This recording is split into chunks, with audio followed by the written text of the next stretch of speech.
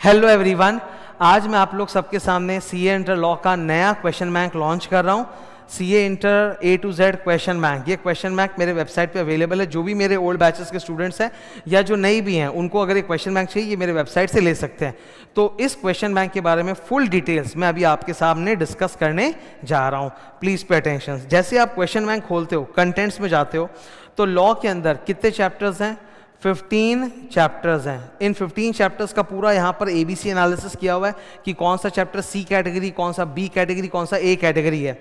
Total इस किताब के अंदर 526 डिस्क्रिप्टिव क्वेश्चंस है। डिस्क्रिप्टिव जो 70 मार्क का होता है एग्जाम में, वो 526 क्वेश्चंस है। ठीक है, ये डिस्क्रिप्टिव पोर्शन 338 पेजेस का है। MCQ and case based MCQs जो होते हैं, लंबी कहानी वाले MCQ और सोलो MCQs, 504 MCQs है जो मिलाकर 150 पेजेस के हैं।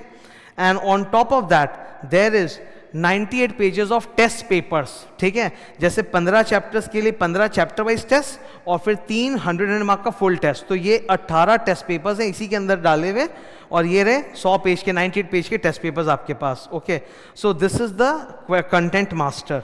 नाउ ये पूरा फुल अपडेटेड है, मतलब जो चीज़ें मैं क्लास में बोलता था वो भी सब इसमें इंक्लूडेड है। मैं दिखाते जाऊंगा तुम लोग को इसमें क्या क्या एडवांटेजेस है। इधर नोट करना, जब भी आप पढ़ो तो आपकी स्टाइल क्या होनी चाहिए। सबसे पहले क्लासेस देखो, क्वेश्चन बैंक MCQ सॉल्व करो। सेकंड, डेली रिवीजन करते चलो। Third, writing practice of important question, वो क्या होता है, I will show. And number 4, test papers. Print में टेस्ट पेपर्स आपके सामने यही बुक के अंदर अवेलेबल है। This is the book. ठीक है, ये रही जो ये आप देख रहे हो ना, ये बुक कवर येलो कलर का, इसीलिए वो येलो यहाँ पे क्रोमा स्क्रीन में ट्रांसपेरेंट हो रहा है। This is the book. ये रही हार्ड कॉपी बुक की। ओके, बहुत सुंदर प्रिंट होके आई है अभी, ये कल रात को ही आई है ये, और आज मैं आप लोग के सामने अनाउंसमेंट कर रहा हूँ। ओके, सो टेस्ट पेपर्स भी किताब के अंदर ही हैं, प्रिंटेड। इसी बुक के अंदर टेस्ट पेपर्स भी प्रिंटेड, सारे सॉल्यूशंस अंदर ही हैं।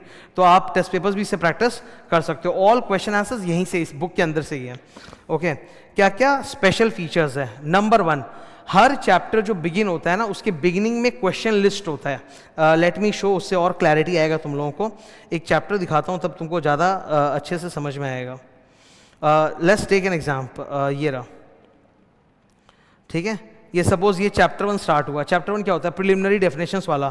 तो हर चैप्टर जैसे बिगिनिंग होता है ना, there is a question list. मैंने क्वेश्चन लिस्ट बना रखी है कि आप पढ़ते वक्त आपको मालूम है, अच्छा इस चैप्टर में 17 क्वेश्चंस आएंगे, ये टॉपिक के ऊपर हर टॉपिक लिखा हुआ है और बगल में मार्क किया हुआ है। देखो इधर, EMH का मतलब होता है इजी मीडियम हार्ड, कि ये क्वेश्चन इजी है, ये मीडियम है, हार्ड है। तो एग्जाम के 1-2 महीने पहले तो आप सारे क्वेश्चन देख लो, पर फिर एग्जाम में के मतलब एकदम जब 10-15 दिन बचे होते हैं ना, तब सिर्फ मीडियम या हार्ड क्वेश्चन देखने, इजी क्वेश्चन देखने की जरूरत नहीं है। तो EMH मतलब इजी मीडियम हार्ड पूरा मार्क किया हुआ है।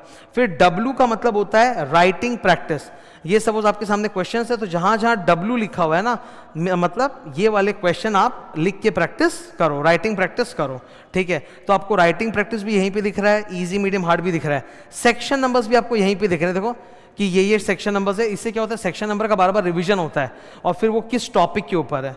तो every chapter begins with a question list, और आपको हर क्वेश्चन में भी टाइटल मिलेगा। जैसे सपोज आप क्वेश्चन 1 पढ़ रहे हो, तो क्वेश्चन 1 में मैंने ऊपर ही टाइटल दे दिया, section number 2 clause 13 books of accounts का डेफिनेशन है। फिर सेक्शन क्वेश्चन नंबर 2 किसके ऊपर है? Section number 2 clause 40 financial statements का डेफिनेशन है। Like that it goes on for every chapter. ये प्रिलिमिनरी है। फिर मैं चैप्टर 2 दिखाता हूँ तुम लोगों को। प्रिलिमिनरी तो चैप्टर 1 तो डेफिनेशन का है, तो कम क्वेश्चंस है। ये चैप्टर 2 है, इनकॉर्पोरेशन वाले, तो कितना लंबा है, बाप रे।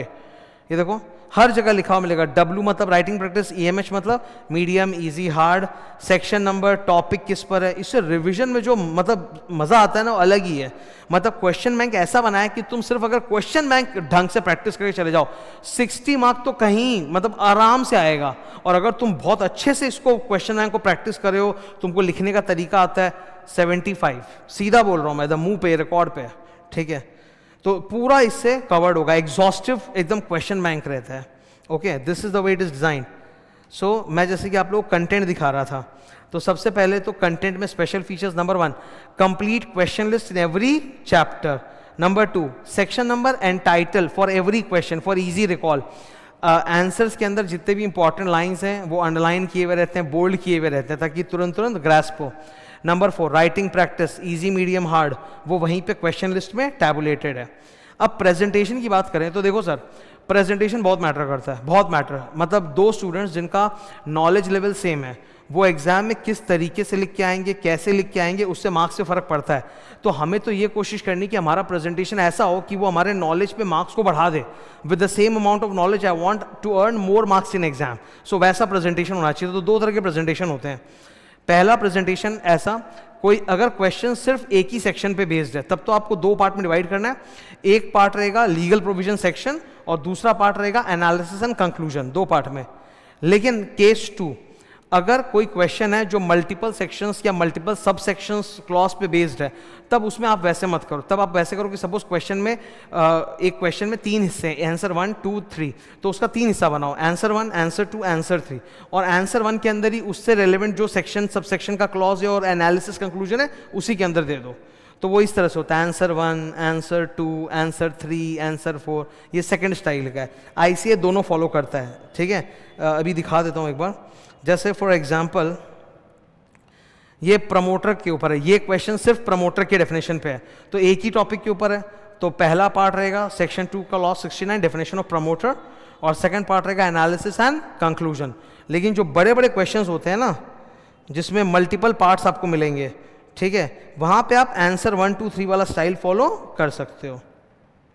ओके, मेरे सामने कुछ आता, ये देखो, ये जैसे लुक एट दिस, ये ओपीसी के ऊपर, नॉमिनी के ऊपर है। तो यहाँ पे इस क्वेश्चन में 3 सवाल पूछे गए, 1, 2, 3, और आपको पूरा ओपीसी का ज्ञान बोलने का जरूरत नहीं है। जिस क्वेश्चन से एक छोटा सा 2-3 लाइन का थ्योरी उतना ही बोलना है। तो यहाँ पर स्टाइल रहेगा answer 1 legal process for nominee withdrawal, उसकी थियोरी, उसका एनालिसिस, कंक्लूजन सब इसी के अंदर। फिर answer 2 impact on the memorandum of association, and answer 3 membership restriction on multiple OPCs. तो ये स्टाइल भी बहुत पॉपुलर है आईसीआई का। डिपेंड करता है, देखो आईसीआई अगर एक सिंगल सेक्शन पे क्वेश्चन पूछे तब तो वो वाला स्टाइल है कि पहले सेक्शन दो फिर एनालिसिस कंक्लूजन। लेकिन अगर आईसीआई मल्टीपल टॉपिक्स को टच करके क्वेश्चन बना रहा है लाइक दिस, तब आप आंसर 1, 2, 3 वाला स्टाइल फॉलो कर सकते हो। तो प्रॉपर प्रेजेंटेशन का ख्याल रखा जाता है। Next thing I want to show you new weightage analysis, ठीक है। ये नया वेटेज एनालिसिस है। यहाँ पे कहानी मॉक टेस्ट पेपर, ये मॉक टेस्ट पेपर्स हैं, वो एग्जाम के पेपर्स हैं। सो अप टू मई 25 का जो एग्जाम हुआ है वहाँ तक पेपर पैटर्न वेटेज कैसा गया है वो ये रहा आप लोग के आंखों के सामने। मैंने हमेशा प्रूफ करके दिखाया है, अभी भी तुम देख लो। ए कैटेगरी चैप्टर्स जो हैं, जो मैंने बोले लास्ट के 5 चैप्टर, उससे 55 मार्क का आया है। बी कैटेगरी से 41 मार्क का, और सी कैटेगरी जो शुरू के 4 चैप्टर है, मैंने बोला था इससे 17 से 23 आता है, तो 23 मार्क का आया है। तो जैसा मैं बोल रहा था वैसा उस तरह से वेटेज एनालिसिस आता है एबीसी का। तो ये नया वाला वेटेज एनालिसिस भी, ये भी मैंने टेलीग्राम में आप लोगों के साथ शेयर किया है ऑलरेडी, ठीक है। ये सब चीज़ें मैं शेयर कर देता हूँ कि ठीक है भाई, कोई स्टूडेंट है जिसके पास पिछले 4 महीने पहले वाली अगर बुक है तो भी उसको दिक्कत नहीं हो, ठीक है ना, वो पर्पस रहता है मेरा। तो दिस द न्यू ये क्या बोलते हैं क्वेश्चन बैंक। ये इसके अंदर आपको ये सारे फीचर्स मिलेंगे जो अभी मैं शो कर रहा था ना, question list, section title, important sentences underlined, presentation style for 90+ in exam, chapter wise test, whole test, फिर all PYQ, MTP, RTP suggested, best for writing practice, MCQ answers भी पूरे सॉल्व है, केस सिनेरियो MCQ सब इसमें शामिल है test papers के साथ। Okay, now I will show you something else. अच्छा, परसों ये जो क्वेश्चन बैंक रिवीजन है ना, ये बहुत जरूरी है। हर 4 महीने में नया आते रहता है। This question bank that I have come out with is this for September 25 and Jan 26 exam. वैसे ही और फ्यूचर में अगर हम लोग जाए May 26 वगैरह की बात करें तो और फिर नए नए वर्जन्स आते रहेंगे क्वेश्चन बैंक के। Now based on this revised question bank, my CA inter law fees for all the upcoming batches जो हो रहे हैं, जैसे Jan 26, May 26, that has been revised. तो अभी लॉ और ऑडिट की फीस सेम है, ठीक है। लॉ और ऑडिट की फीस एकदम आपको सेम मिलेगी। मैं शो कर देता हूँ। लॉ रेगुलर बैच अगर आप ले रहे हो फॉर 6 months वैलिडिटी तो 8500, 12 months वैलिडिटी है तो 9500। Exam batch 5000। एग्जाम बैच बहुत बढ़िया है, उसमें दोनों बुक दी जाती है, मतलब 60 घंटे के अंदर फुल थियोरी डिस्कस्ड है पूरा का पूरा। मतलब जो स्टूडेंट आज भी मैं खड़े होकर इस पॉइंट ऑफ टाइम पे बोल रहा हूँ कि जिनका एग्जाम अभी एक महीने 40 दिन बाद आने वाला है, 35 डेज बाद एग्जाम आने वाला है, वो भी अगर अपने आप को लॉ में कच्चा महसूस करते हैं कि सर मजबूत नहीं है, आई एम टेलिंग यू, तुम एग्जाम बैच ये लो, 60 घंटे के अंदर तुम्हारा जो लॉ है ना वो एकदम अलग लेवल पे चला जाएगा। क्योंकि 60 घंटे में मैंने 100% पूरा थ्योरी डिस्कस करा के याद कराया है पूरे एनर्जी के साथ, ठीक है। तो एंड उसमें दोनों बुक्स मिलती हैं। And then question bank is there, वो भी वेबसाइट पर लिस्टेड है। मैं क्वेश्चन बैंक के प्राइसेस के बारे में एक चीज़ बोलना चाहता हूँ. See my focus is always on quality and I believe कि तुम्हारा फोकस भी क्वालिटी पे पहले होगा, प्राइस पे बाद में. आप ये नहीं कर सकते कि हाईएस्ट क्वालिटी प्रोडक्ट को लोएस्ट क्वालिटी प्रोडक्ट के लोएस्ट प्राइस से कंपेयर करें, वो संभव नहीं है. आई एम टेलिंग यू अभी सामने, I don't make any money from selling question bank. The purpose of question bank is only to help the students, कि स्टूडेंट्स को ये रहता है सर नया क्वेश्चन बैंक आ गया, मुझे भी चाहिए तो ले लो जाओ. उन्हीं के लिए मैंने वेबसाइट पे डाल रखा है, चाहे वो मेरे स्टूडेंट हो नहीं हो कोई फर्क नहीं पड़ता. मैंने डाल रखा है सबके लिए और सिर्फ एक उसी सेवा भावना से डाल रखा है. वरना बुक से सर हम लोग का ना एक एडमिनिस्ट्रेशन बर्डन ही बढ़ता है, कोई फायदा नहीं होता. कोरियर पहुंचा कि नहीं पहुंचा, अरे कोरियर वाले कोई भी गलती करते हैं ना तो स्टूडेंट लोग सीधा टीचर को फोन घुमाते हैं, ये होता है. ठीक है, तो मतलब ये हमारे लिए एक एडमिनिस्ट्रेशन बर्डन नहीं होता है, कोई बेनिफिट इसमें नहीं होता है. आपको लग रहा होगा कि इस प्राइसेस पे मैं प्रॉफिट अर्न करता हूँ. No, first of all whatever prices you see इस पे पूरा जीएसटी पे होता है. हम लोग बुक के ऊपर भी जीएसटी देते हैं, बुक्स में जीएसटी एग्जेम्प्टेड होता है, फिर भी हम देते हैं बिकॉज जीएसटी और इनकम टैक्स के रेवेन्यू में जरा सा मिसमैच होता है ना, कुछ गड़बड़ होता है, तो ये जीएसटी वालों और इनकम टैक्स वालों का जो एआई सॉफ्टवेयर वो नोटिस भेज देता है. पास्ट में भी ऐसा हुआ है कि एग्जेम्प्टेड सर्विसेज के ऊपर मुझे नोटिस आया और मुझे जाके जीएसटी देना पड़ा. जहां 4,000 रुपये का जीएसटी था, 8 साल बाद इंटरेस्ट पेनल्टी जोड़ के आई हैव टू पे 30,000. उससे भी बड़ी बात है मुझे हेयरिंग अटेंड करने पड़े, नोटिस का जवाब देना पड़ा, शो कॉस्ट मुझे झमेला झेलना पड़ा. मैं 150 रुपये के जीएसटी के लिए अपना टाइम वेस्ट नहीं कर सकता, तो मैं बुक पे भी जीएसटी देता हूँ. कोरियर कॉस्ट बहुत हाई है. ये बुक अगर आप उठाओगे ना, ये 1.5 किलो की बुक है, तो कोरियर कॉस्ट में जब जाता है तो 2 किलो के हिसाब से का कोरियर कॉस्ट लगता है. फिर I don't print 10,000 books at a time कि सस्ता पड़ जाए, नहीं तो 10,000 बुक छपा लेंगे बहुत सस्ता पड़ेगा, पर दिक्कत है कि फिर उससे ओल्ड स्टॉक रहेगा. And I want to upgrade and update the book every time. और डेफिनेटली मैं यही जानता हूं और ये मानता हूं कि तुम सारे स्टूडेंट्स यही चाहते होगे कि सर आप बार बार अपडेट किया करो, हर 4 महीने में नया लाया करो. I want that. तो वो तभी होगा when I print in small quantities. ठीक है, ताकि आया खत्म फिर नया, आया खत्म नया. तो क्योंकि स्मॉल क्वांटिटी प्रिंट होता है तो कॉस्ट पर यूनिट भी सर हाई होता है. ऊपर से आप बुक की क्वालिटी, बुक की प्रिंटिंग क्वालिटी देखोगे ना, आप एकदम कंपेयर करोगे, आप बोलोगे यार बहुत अच्छा प्रिंट करवाया है. तो खर्चे होते हैं सर, वही है. इसमें मेरा राइटिंग का एफर्ट, मेरा प्रॉफिट वो सब तो है ही नहीं. ठीक है, लॉ ऑडिट के कॉम्बो बैचेस वगैरह की फीस सेम है. इंडिविजुअली भले ही लॉ की फीस बढ़ी है, पर जो लॉ ऑडिट कॉम्बो वगैरह की फीसेस है वो मैंने सेम रखे हैं, उसमें कोई चेंज नहीं है. तो अभी लॉ और ऑडिट की फीस एकदम सेम है. ऑडिट का तो लाइव बैच अभी चल रहा है. Okay, now important few points that I want to tell you. This new question bank, ये जो आपके सामने है, मैं एकदम आपको दावे से बोल रहा हूँ कि अगर आप सारे क्वेश्चन बैंक को पूरा प्रैक्टिस करके अच्छे से जाते हो, पूरा अच्छे से पढ़ के जाते हो, मिनिमम 60 मार्क्स आएगा. और अगर आपकी राइटिंग अच्छी है कि आपको पता है सारे पॉइंट्स याद हैं, एकदम अच्छे से लिख के आ रहे हो, तो मौके पे ही 75 भी बन सकता है.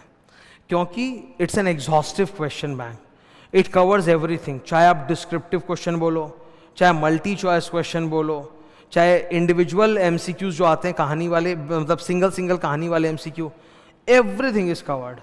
टेस्ट पेपर्स भी इसके अंदर प्रिंट में डाला हुआ है. ये किताब आप देख रहे हो, रफली ये 600 पेज की किताब है. ठीक है, तो मेरा लास्ट में तुम सबको यही संदेश है कि यार ये क्वेश्चन सॉल्विंग वाली चीज़ ना बहुत इंपॉर्टेंट होती है, स्पेशली ड्यूरिंग एग्जाम्स. तुम अगर इसको पढ़ के जाते हो तो बहुत फ़ायदा होगा. अच्छे अच्छे तगड़े नए क्वेश्चंस आते हैं, अनएक्सपेक्टेड क्वेश्चन आते हैं. जैसे फॉर एग्जांपल एक क्वेश्चन मैं डिस्कस कर रहा हूँ तुम्हारे सामने, जो उसमें इंक्लूड किया है. एक लेडीज़ है जो कंपनी में जॉब करती है, फीमेल एम्प्लॉय. उसने एक बच्चा गोद लिया है, छोटा बच्चा गोद लिया है, पैदा नहीं किया, गोद लिया है. और अब वो अपनी कंपनी से under maternity benefit act 26 weeks की पेड लीव डिमांड कर रही है. तो कंपनी बोलते हैं कि भाई वो मैटरनिटी लीव तो आप अगर खुद प्रेग्नेंट होकर बायोलॉजिकल मदर होती तब मिलता है, आप अडॉप्टेड चाइल्ड के लिए नहीं ले सकते. तो यहाँ आंसर क्या होगा?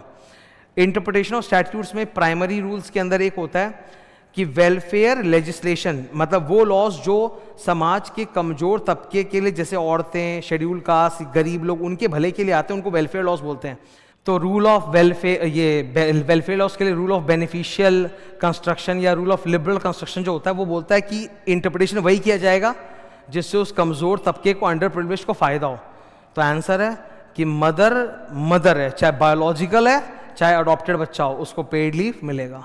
इतना ज़बरदस्त क्वेश्चन आया है, वो सब इंक्लूडेड है इसमें। और डोंट वरी, जो भी नए क्वेश्चंस मैंने ऐड किया, 3-4 पेपर्स जो हैं, 4 पेपर्स, वो मैंने टेलीग्राम पे भी शेयर आप लोगों के लिए कर दिए हैं, जस्ट बता रहा हूँ, ठीक है। तो यही था, नया क्वेश्चन बैंक लॉन्च किया। Thank you.